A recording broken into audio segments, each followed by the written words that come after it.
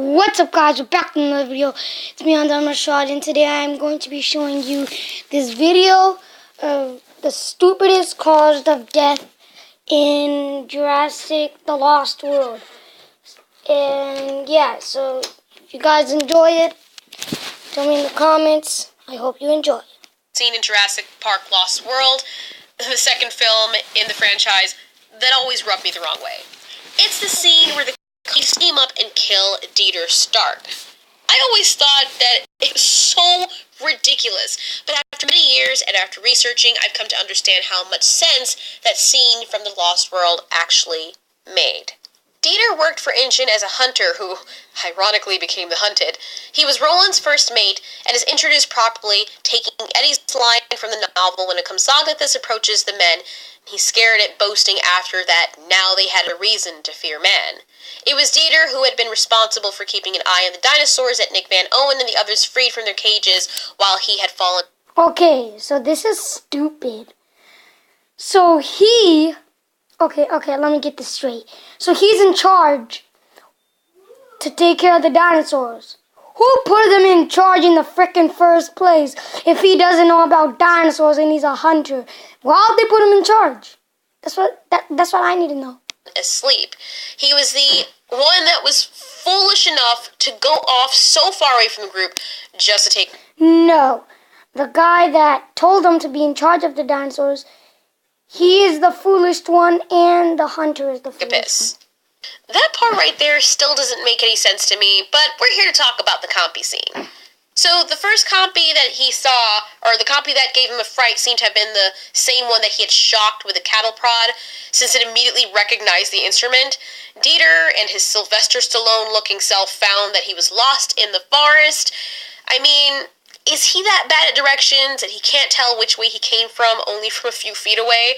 I mean, you think with him being a hunter, his first instinct would be to, look down at the ground to where his footprints were, but oh well. Also, a link will be in the description for the scene specifically. Yeah, what she said, yeah, I get it. Like, if he's a hunter, he should know where he's going. Because hunters are hunters. They look for bears. They look for dinosaurs now. And, yeah, so I don't freaking get what this guy's trying to say. It's on YouTube, so you guys can go over and click on that link to watch it before you continue the rest of this video. So after he takes a big tumble, the compies converge upon him. The reason that they do this is because he is isolated and he's down. Standing to his full height, the compies realize that he's a healthy, formidable creature. But like vultures, compies are opportunists. And as soon as Dieter fell, he was immediately incapacitated, at least in their perception. And his head and neck were low enough to the ground that they took charge. Now, even though I was really little when I saw this scene, I was sensible enough to know that he did not sustain considerable injury from these little critters. Sure, their bites are nasty, and at most it would feel like a powerful, sharp clothespin on your skin or something, but they barely did much, and you can see this because he gets up after overpowering them very easily and walks away.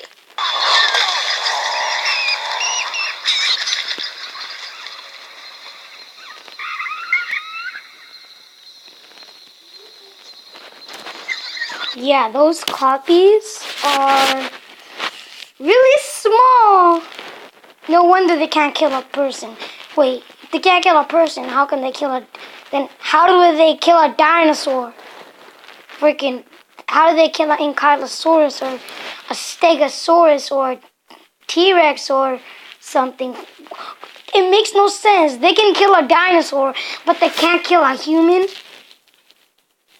I don't get it, guys. Like, you guys should go watch other videos of Compsognathus, or copies for short, killing other dinosaurs.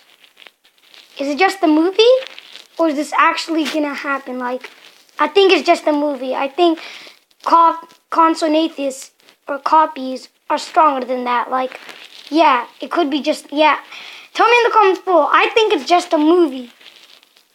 Like, it has to be because copies are, like, little, and if they can kill a dinosaur, why can't they kill a human? Okay, I get, yeah, it's the movie. I guess it's just how the movie was made. They I think he was the main character. I'm gonna watch it today, maybe.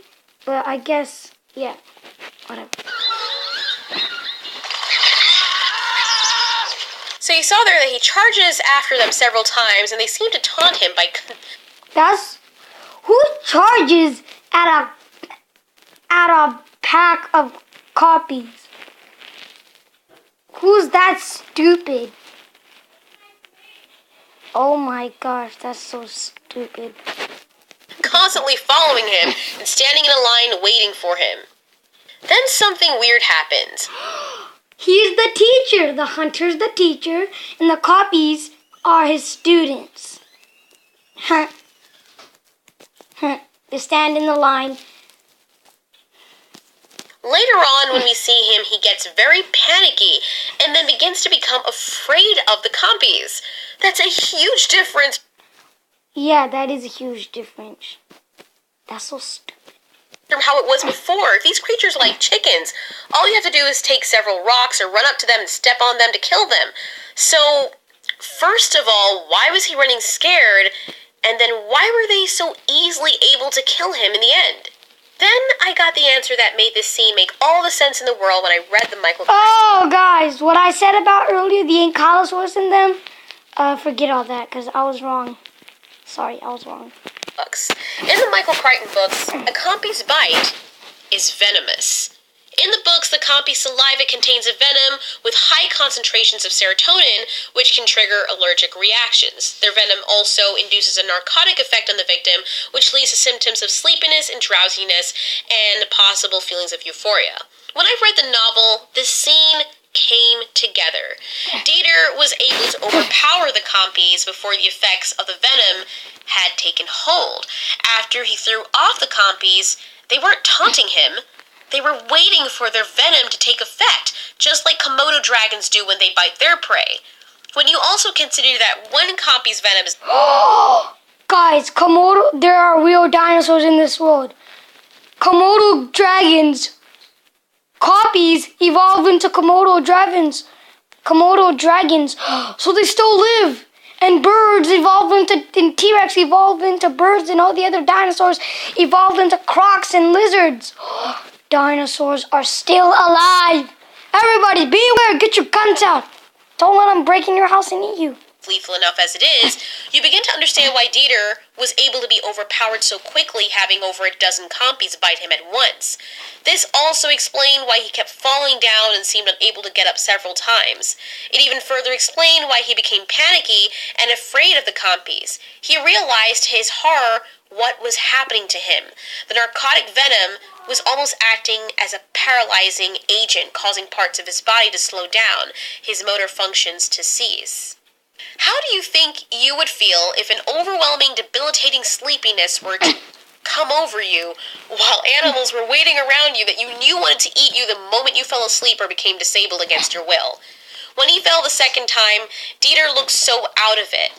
I remember screaming at the TV for him to get up. He didn't lose any blood and didn't have any broken bones, so I didn't understand why, even at that young age, why he was being such an idiot. I also knew at that young age that adrenaline should have kicked in when you were scared.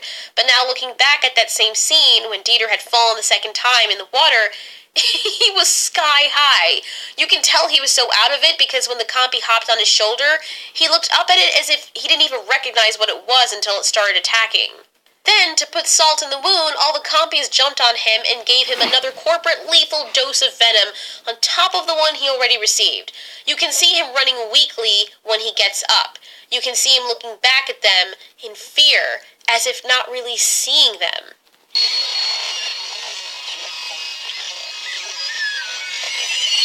Guys, I can't see that, okay? When you get sleepy and your body starts to shut down, Guys, you probably notice that your eyes... Guys, I can't see that. You know why?